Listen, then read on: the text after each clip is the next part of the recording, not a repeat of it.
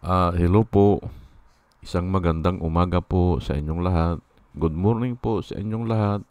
Ngayon po ay 1 ng Mayo, 2025 at ang oras po dito sa Los Angeles, California ay alas 5:30 ng umaga. Araw po ngayon ng Huwebes at nais ko po mag-vlog mga kababayan, mga minamahal, patungkol dito kay Harry Roque na kung saan ay siya ngayon o nung last week pa ay kinasuhan na siya dito sa Pilipinas ng human trafficking. Opo. Formal na may sampa ng kaso ang sinampahan na ng kaso. Human trafficking po Dati kasi ay pinaghahanap lang siya, ang nag-issue ng paghahanap ay ang itong Kongreso. Opo, yung Quadcom. Pero ngayon ay husgado na po pinaghahanap na siya. So technically ay siya. Fugitive na yan. Yang ganyan kasi nagtatago na siya eh. Ngayon, ang title ko po ngayon ay yung sinabi niya nung 2018, 1 year after na nakulong si Leila de Lima. Yung 1 year anniversary.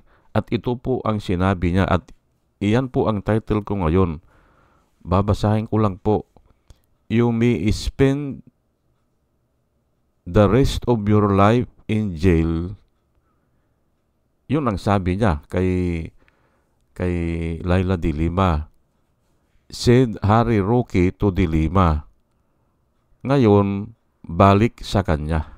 Ayan po Yan po ang title ko ngayon Ang sabi po ni Harry Roque kay de Lima, you may spend the rest of your life in jail. Yan po. Ngayon, 2018 po ito, February 2018. 1 year anniversary na nakakulong si de Lima. At yun ang sinabi niya. Ngayon ay ako po ay nagtataka Ayan po nakasulat yan. Ako po ay labis na nagtataka, bakit sinabi niya ito? Opo. Bakit? Ito po ay abogado siya Human rights lawyer pa siya at alam niya ang batas.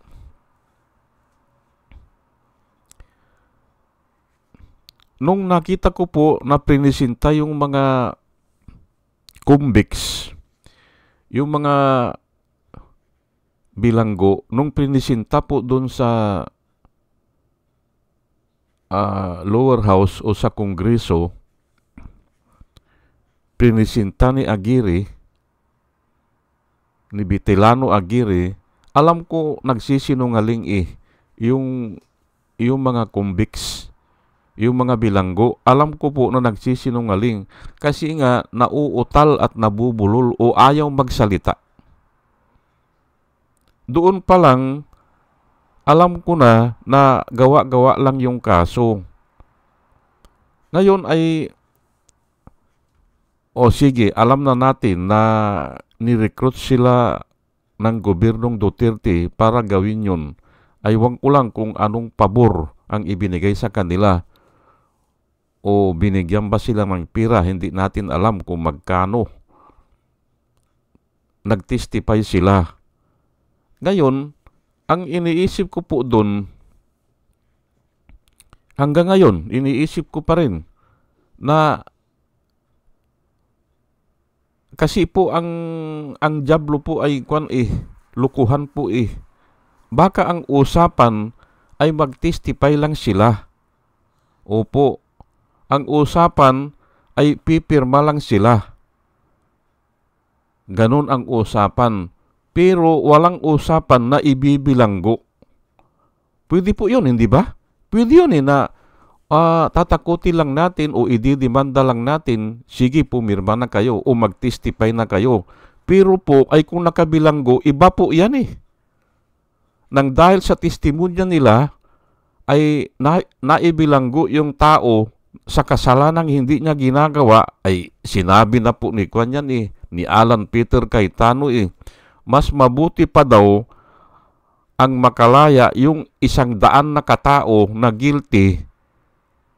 Ulitin ko lang mas ang sabi po ni Alan Peter Cayetano, kailan lang diyan sa Senado, mas mabuti pa daw ang makalaya ang 100 guilty na katao kisa ibilanggo ang isang tao na hindi guilty o sa kasalanang hindi niya ginagawa. O ayan, hindi ba? Alam po natin yan aywan ko lang kung saan niya kinopya yan. Makata hindi ba? Pero dapat doon ay tinanong siya, ano bang ginawa nila kay De Lima, hindi ba? Ibinilanggo nila sa kasalanan. Kwan lang, yung gawa-gawa lang. Ayan po at itutuloy ko lang po hindi ako naniniwala na hindi alam ni Harry Roque na gawa-gawa lang yung kaso. Kasi abogado siya Ngayon, ang tanong, bakit nagsalita pa siya ng ganun? Na mabubulok na raw, hindi, mahirap naman yung mabubulok, may you spend the rest of your life in jail. Yan po ang sinabi niya. Yan po ang nakasulat sa dyaryo. Hangga po ngayon, hindi natatanggal yan. Opo, nasa dyaryo yan. Naisipan ko lang talakayin ito kasi tinitignan ko yung record ko. Hindi ko pala natalakay ito. Kaya ngayon ay naisipan ko para magkaroon tayo ng aral. Alam niyo po mga kababayan, mga minamahal, dahil ako po ay born again, nung narinig ko po yan, ang unang sumagi sa isipan ko ay pagbabayaran mo yan. Yun ang unang sumagi po sa aking isipan. Hindi ko naman pinapanalangin na makarma siya. Hindi po. Kung manalangin man ako, nung bandang huli, nananalangin na ako nung 3 to 4 years na nakakulong si De Lima, nananalangin na ako sa Panginoon. Ang sabi ko sa Panginoon, ay parusahan mo po yung mga tao na gumagawa niyan. Yun lang, kayo na po ang bahala. Kasi nakikita ko o nakikita ng mga tao, wala na talagang pag-asa Kasi lahat hawak Police, military, yung Kongreso, yung Senado, hawak po ni Duterte, ay lalo na itong mga judge na ito. Kaya kako ay Panginoon ay kayo na po ang bahala. At hindi po masama yun. Cast all your cares upon Him because He cares for you. Yan po ang nakasulat sa Biblia. Isangguni natin sa Panginoon ang lahat ng mga bagay na bumabagabag sa atin because He cares for you. Ayan po At iyan na nga ang nakikita ko ngayon ay binabalikan na siya nung mga pinagsasasabi niya o yung mga pinaggagawa niya ni Harry Roque noon. Siguro nagawa niya yan, siguro lang hindi naman ako sigurado, pero ang pananaw ko diyan, napakalaking pabor ang nakukuha niya kay Rodrigo Roa Duterte. Napakalaki. Kaya niya nagawa yun. Opo. At ang purpose po, para sabihin niya yun, o kaya niya sinabi yun, ang purpose niya ay para mahikayat ang mga tao. Hihikayatin niya mga tao sa pamamagitan ng ganyang deklarasyon na maniwala kay Duterte o maniwala dun sa kaso. Yun po eh. Wala na akong nakikitang dahilan para linlangin ang mga tao. Yun po ang purpose niya dun. Para yung pangalan ni De Lima ay yung iwaksi na ng mga tao. Yun. Yun ang gusto niyang palabasin doon, na siguradong sigurado si Harry Roque na drug lord talaga si De Lima. Yan po, wala nang iba. Pero alam niya, nililin lang din niya ang sarili niya o ang mga tao. Kaya pagbabayaran niya po yan. Opo. Yan po ang masasabi ko dyan. Ay ngayon, ayan na nga, nangyayari na sa kanya. Hindi ba?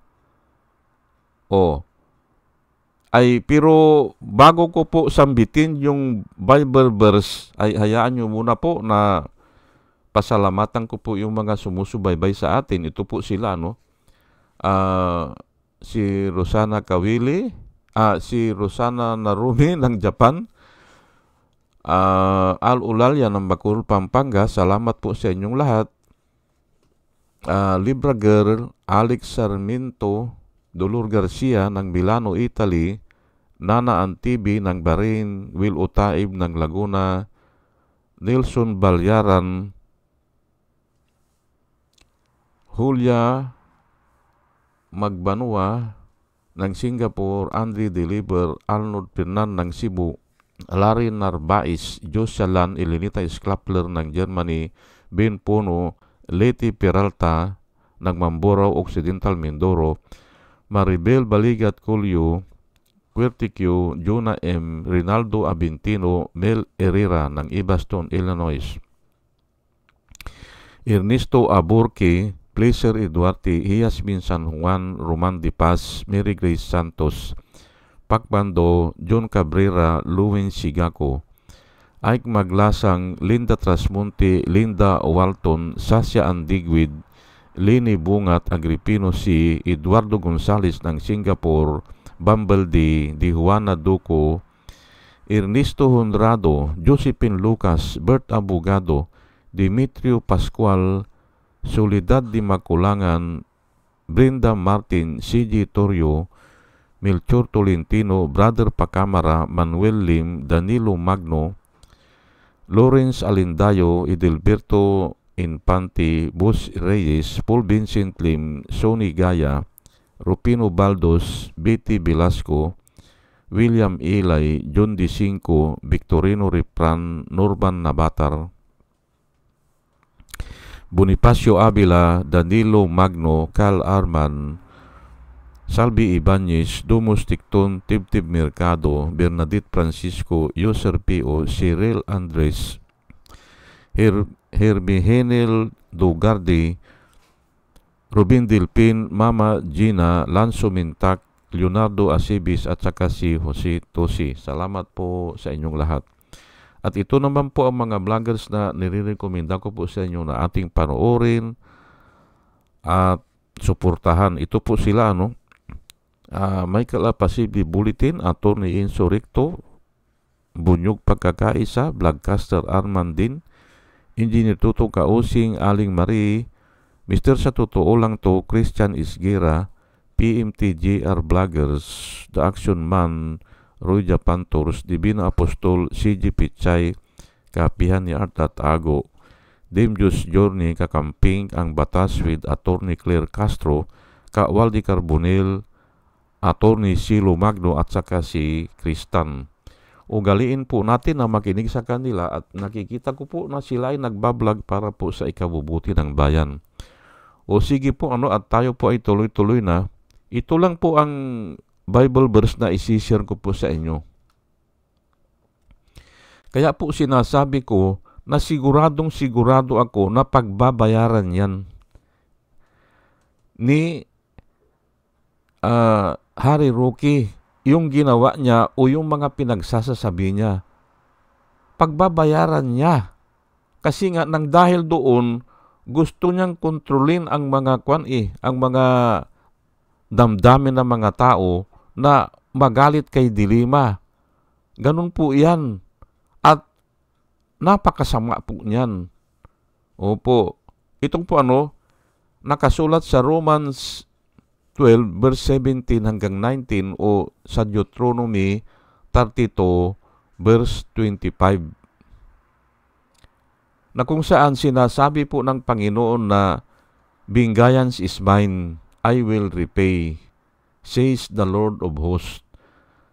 Iyan po ang nakasulat. Pero babasahin ko na lang po para maintindihan natin ng maigi. Repay no one evil for evil. Have regard for good things in the sight of all men. If it is possible, as much as depends on you, live peaceably with all men. Beloved, do not avenge yourself,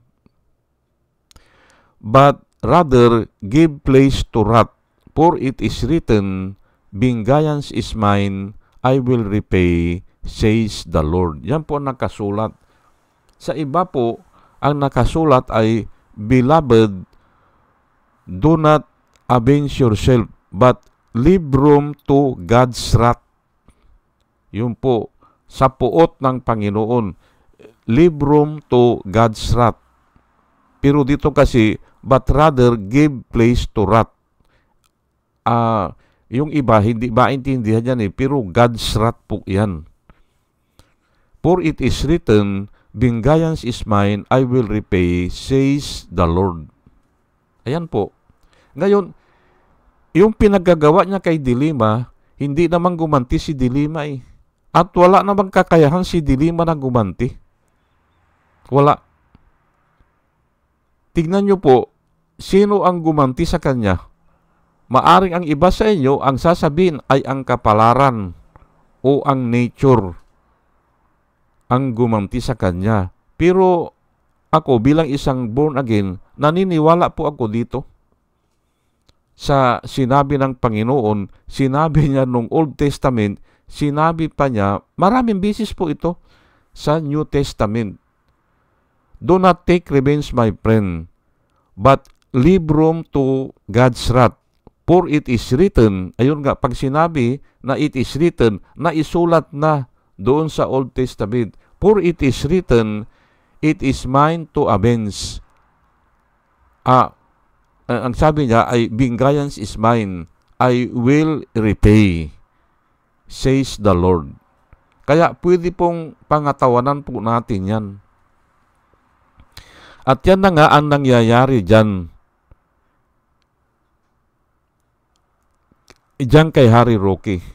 Aywan ko kung papaano niya tatakasan yan. Ayan nga, tumatakas na siya, hindi ba? Ayaw na atang bumalik dito sa Pilipinas Pero mas mahirapan po siya.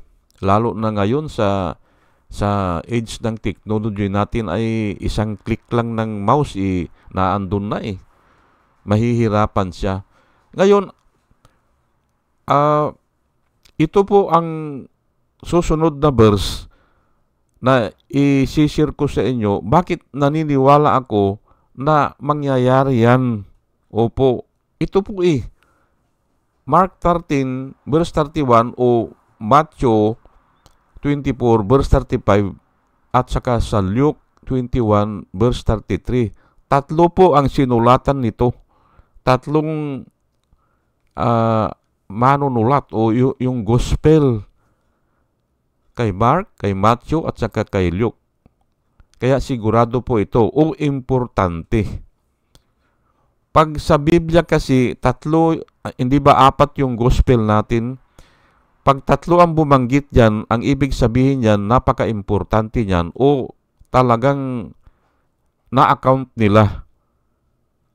Opo, na sinabi ni Jesus Christ yan. Ito po heaven and earth, sabi ni po ni Jesus Christ, heaven and earth will pass away, but my words will by no means pass away. Mawawala nga ang mundo at yan nakikita natin sa langit na mga bituin, mawawala po yan. Pero yung salita po ng Panginoon hindi mawawala. O sa iba ay sa Pilipino o sa Tagalog ay mawawala yung mundo o heaven and earth, pero ang salita ko kanya ay hindi magkakabula.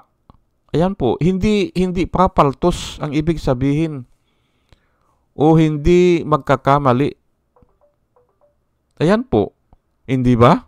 O ay dapat intindihin nila yan. Hindi ba? Mawawala nga ang tao Mawawala Mawawala tayo pero yung salita niya hindi magkakabula Ano yun? Yung vengeance is mine, or ang sabi niya, do not take revenge, my friend, vengeance is mine, I will repay, sabi niya. Pag sinabi niyang ganun, ay sigurado po yan. At ito sa Matthew, pinili ko rin ito, para maintindihan po natin. Matthew 5:18.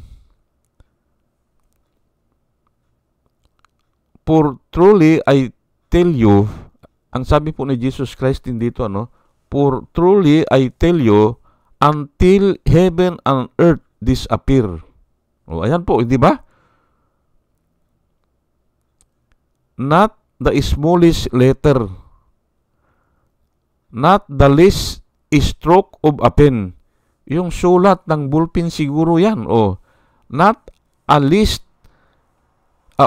the least stroke of a pen will by any means disappear from the law. Pero dito law po ang binabanggit, from the law until everything is accomplished. Hindi po mawawala hanggang hindi na-accomplish. Yun po ang nakasulat dito. Ngayon, ay ano ba yung batas? Ay, halos lahat po ng sinabi ni Jesus Christ, batas po yan. Opo. Halos lahat po, ay kahit na yan ay advice lang niya, o pakiusap lang niya, o nililiture niya, parang batas na rin po yan. Maliban doon sa yung 10 utos. Maliban doon. Pero ako, ay halos iisa yan yung statutes of the Lord, hindi ba? O the law of the Lord, hindi ba? Or the prescription of the Lord. Halos iisa po yan word of God po yan Hindi ba? O not a single stroke of a pen, sabi niya, or not the smallest letter from the law will by any means disappear. Hindi raw kaya pwede po nating pangangatawanan. Mayroon palang kasunod dito na until everything is accomplished. Pag na-accomplish na, pwede na siguro. Pwede na mag-disappear. Kasi may record na Opo. Halimbawa, yung sa hula, sinabi na a virgin shall conceive and bear a son. Yun. Hula po yun Pwede na mag-disappear siguro yun dahil naganap na. Until everything is accomplished nga a virgin shall conceive and bear a son. Hindi ba? Ayun nga si Jesus Christ, hindi ba? Pero nagdi-disappear ba? Hindi nga pero pwede na mag-disappear kung na-accomplish na. Yun po ang sinasabi dito about the law. Pero nga hindi nga natin alam kung ano ang distinction niyan, kung batas ba yan o marami po yan Pero ako, kino-consider ko na word of God po yan. Hindi madi-disappear. Opo.